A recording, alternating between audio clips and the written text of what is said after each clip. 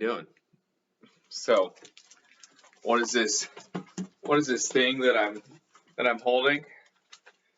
Well, today I wanted to go over something called the Throughput Matrix, and I wanted to talk about throughput that matters.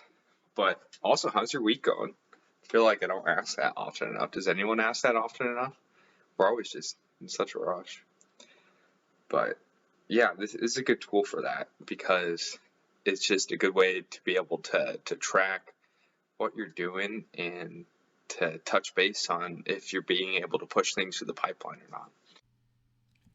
So, what is this tool and when would you use it? So, really, the idea for this tool is it's a really good tool for rapid prototyping and understanding okay, how do I get something off the ground, connect it with row one, which we'll talk about, and then be able to make iterative improvements after that. And so, the reason why this tool was developed was because there was this gap that was noticed where I've seen it, and a lot of other people have seen it. There was a CEO of a medical company, and basically it's just that a lot of people usually say, well, if we're going to go ahead and put in all this effort, why don't we just make sure that it's perfect and let's go ahead and let's get really expensive software, and if we're going to do it, let's put 4 more people on the team and let's go ahead and make this the best it can possibly be, and let's just spend an extra 3 months developing the solution, and you end up realizing that 3 months later you still don't have something that works. And I actually see this even with the YouTube video development, because I wanted to start developing videos and I realized that I just kept putting it off and putting it off and putting it off. And so there's just this timeline gets longer and longer and longer. Where really, you know what? I know my videos aren't perfect right now. And I know that I actually have softwares on my computer that are better than I'm using right now. But instead of spending a month and going through all the tutorials, I can use the software that I know how to use and get it done in that amount of time. And the idea is that it's better to have a prototype in hand and then be able to improve that prototype. I guess I'm doing this little proto explanation even below before I get to the diagram itself. And then once you have something, then you can go ahead and start making the iterative improvements. And so that's the idea, is you need a base end-to-end process, because if you have the perfect software and if it's separate from the perfect customer delivery, and if that's separate from the perfect I don't know, operational logistics package, and if all these things are separate and you've done one piece really, really well, we called it kind of like the golden pipe syndrome. If you've done one piece perfectly, you've done none of it perfectly, because you have all these pipes and you can't even get water out of the sink. And so, what use is a sink that doesn't carry water out of it? I guess I have this issue where I draw beneath the line. If you have this one section of pipe missing, it doesn't really matter, because guess what? You're going to turn on the faucet and the water's all going to fall out here. And so when you're over here on the other end trying to wash your hands, it's not going to work. And so that's the idea, is that when we're talking up here, the best thing you can do is have a base end-to-end process. So row one is ensure that you can just do something. Just go ahead and use the free software. Go ahead and hire maybe not your ideal candidate, but someone who can get the job done. And then once you have a delivery in place, that's just the base level standards. Once you can, again, I'll use myself as an example, go ahead and shoot a YouTube video in the morning, put it in the software you know how to use, be able to edit it and be able to put it together and do it in the way that I know I can edit it, cut it, and upload it. And it's not perfect, but it gets done. Then I can start showing my friends that are video editors and the people that I do know can make it better. And then Now I can start talking about, hey, what are some efficiencies and improvements I could make? And not only can they start giving me tips, but then I can start looking at, okay, well, maybe they can actually start taking some stuff off my plate. And maybe there are actually some leaps where eventually it's not just using a better software. Maybe it's, outsourcing it. Maybe it's, I don't even want to just connect all the pipes anymore. I want better pipes. I just don't want PVC. I want golden pipes, you know? And so it's making it better. Then eventually I don't even want to have to be the person that goes and picks up the water. Okay, I'm just actually going to abandon this example as the water example doesn't work anymore. But the idea over here, now the diagram's a better example. That's why I have the diagram. Is that you have your MVP, you have your rapid prototype, and thank you for sticking with me this far because it's useful. It's useful if you actually just maybe even just look at the diagram and understand it for yourself.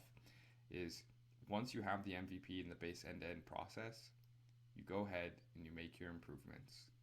And then once you have the improvements, you start identifying areas where you can go ahead and you realize, hey, it's not about using the better software. It's not about editing faster or having more tips and tricks, which actually might be distractions. It's about, I don't even want to do this anymore. It's about, hey, maybe I'll outsource it to someone else who can edit, or someone else who can do my customer service, or someone else who can answer the phones. And that's where you get into the bypasses and transformation strategies.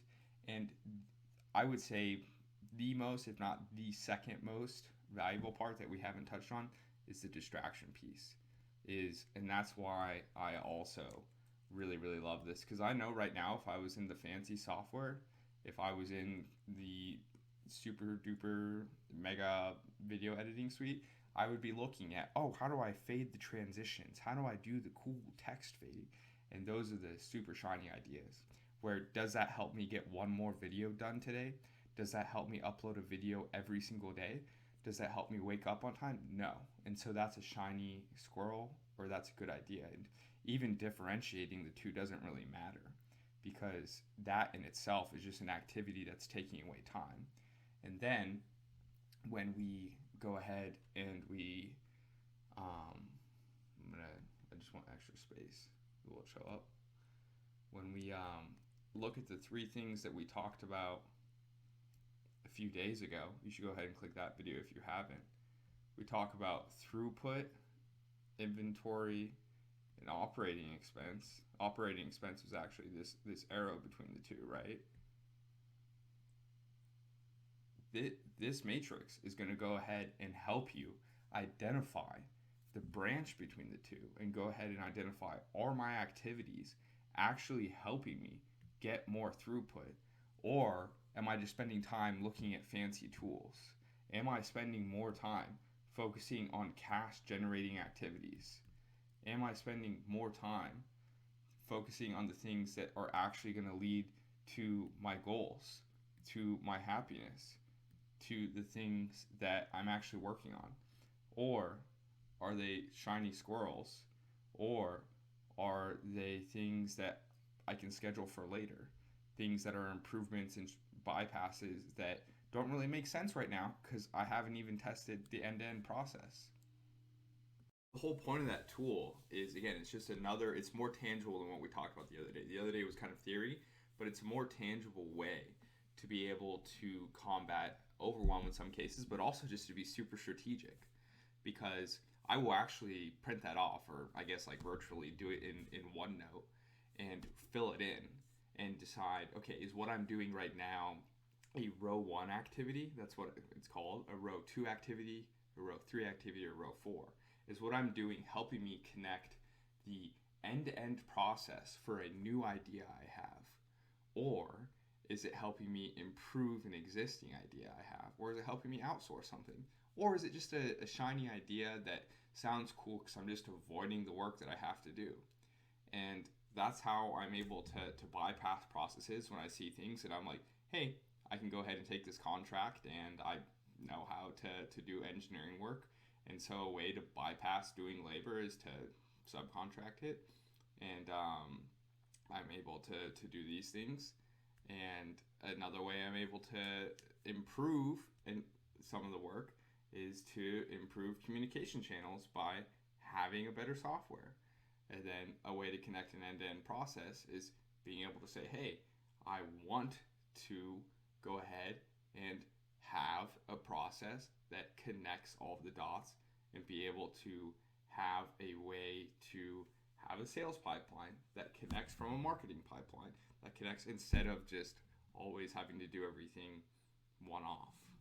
And so, yeah, the tool is probably more important than the commentary. And so maybe just go back and look at the tool again and freeze frame it, and feel free to borrow it and print it out and write on it yourself. And I think that would be really valuable, is any time that you're wanting to focus on strategy yourself, or anytime, again, you want a tangible way to focus on overwhelm instead of just a theory way before, just use that and start writing in it. So that's today's. And another model, another diagram. Take care.